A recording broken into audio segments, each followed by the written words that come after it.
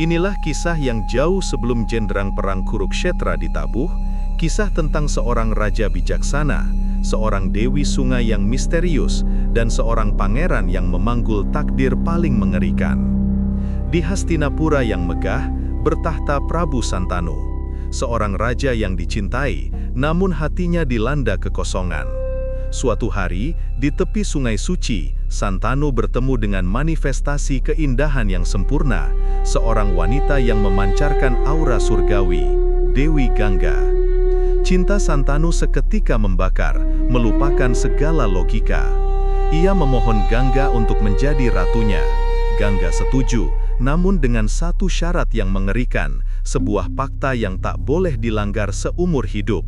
Santanu tidak boleh mempertanyakan atau mengomentari tindakannya, apapun yang terjadi. Jika ia melanggar, Gangga akan meninggalkannya selamanya. Santanu, yang dibutakan oleh cinta, menyetujui perjanjian itu. Mereka hidup bahagia, namun tragedi mulai menyelimuti istana. Satu persatu, anak yang lahir dari rahim Gangga diambil dan dilemparkan oleh sang dewi ke dalam arus sungai yang deras. Ia menenggelamkan mereka tanpa rasa bersalah, dengan tatapan dingin dan tanpa emosi.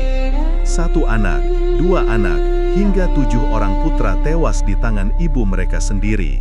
Santanu menyaksikan semua itu, hatinya hancur berkeping-keping.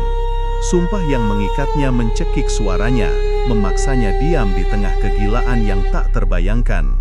7 kali ia hampir melanggar janji itu, 7 kali ia menelan kembali amarahnya demi mempertahankan Gangga di sisinya. Ketika putra ke-8 lahir, Santanu tidak tahan lagi. Saat Gangga bersiap menenggelamkan bayi itu ke air, raungan keputusasaan Santanu meledak. "Cukup, siapakah kau? Kejahatan apa yang membuatmu membunuh darah dagingmu sendiri? Cukup, wahai Dewi." Seketika, aura Gangga berubah. Air matanya mengalir, bukan karena penyesalan, melainkan karena takdir. Ia menatap Santanu dengan kesedihan yang mendalam. "Raja, kau telah melanggar janji kita. Aku harus pergi." Gangga kemudian menjelaskan misteri kejam itu. Anak-anak yang ia bunuh adalah 8 Vasu, dewa-dewa yang dikutuk untuk lahir di bumi karena kesalahan mereka. Ia, Dewi Gangga, ditugaskan untuk membebaskan 7 dari mereka dengan cepat kembali ke surga. Namun, putra ke-8 ini, kata Gangga sambil menunjuk bayi itu, ia adalah Pratyusha, Vasu yang menanggung kutukan paling berat.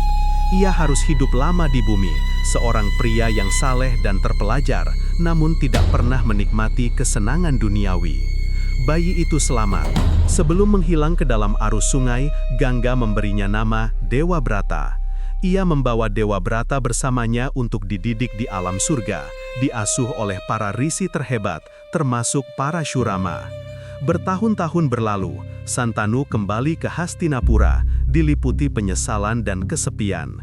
Setelah menyelesaikan pendidikannya, Dewa Brata kembali, seorang pangeran muda yang gagah perkasa, cerdas, dan siap menjadi penerus tahta yang sempurna. Hastinapura bersuka cita. Namun, takdir kembali mempermainkan hati Santanu. Dalam perjalanan berburu, sang raja bertemu dengan Satyawati, seorang gadis jelita putri kepala nelayan. Santanu jatuh cinta untuk kedua kalinya, namun kini ia adalah raja yang berhati-hati. Ia melamar Satyawati. Kepala nelayan, ayah Satyawati, menolak lamaran itu dengan syarat yang mutlak. Anak-anak yang lahir dari Satyawati harus menjadi penerus tahta Hastinapura. Santanu tidak bisa menerima syarat itu. Bagaimana mungkin ia mengkhianati Dewa Brata, putranya yang sempurna? Santanu kembali ke istana dengan hati remuk, dilanda dilema antara cinta dan kewajiban. Ia menolak makan, kesehatannya menurun drastis. Melihat penderitaan ayahnya, Dewa Brata segera mencari tahu akar masalahnya. Ia mendatangi pondok kepala nelayan. Di hadapan sang nelayan, dan tanpa sepengetahuan ayahnya, Dewa Brata membuat sebuah pernyataan yang mengguncang surga dan bumi. "Aku, Dewa Brata, berjanji di hadapanmu dan di hadapan para dewa. Aku menyerahkan hakku atas tahta Hastinapura. anak-anak Satyawati, dan hanya anak-anak mereka yang akan memerintah kerajaan ini. Namun, kepala nelayan masih ragu. "Pangeran, kau mungkin menyerahkan hakmu, tetapi bagaimana jika kelak anak-anakmu sendiri menuntut tahta ini dari anak-anak putriku?" Maka, Dewa Brata, untuk menghapus keraguan sekecil apapun, melangkah lebih jauh, membuat pengorbanan pamungkas yang tidak pernah terpikirkan oleh siapapun. Dengarkanlah, aku bersumpah untuk menjalani sumpah Brahmacharya abadi. Aku akan hidup sebagai selibat sepanjang hayatku. Aku tidak akan pernah memiliki istri, dan aku tidak akan pernah memiliki anak. Sumpahku abadi, tidak akan ada lagi keturunan dariku yang akan menuntut tahta ini. Langit bergemuruh, bunga-bunga surgawi berjatuhan, para dewa berseru, "Bhisma, Bhisma." Sejak saat itu, Dewa Brata dikenal sebagai Bhisma, yang berarti dia yang memiliki sumpah yang mengerikan. Pengorbanan itu berhasil. Satyawati menjadi permaisuri, Santanu berbahagia.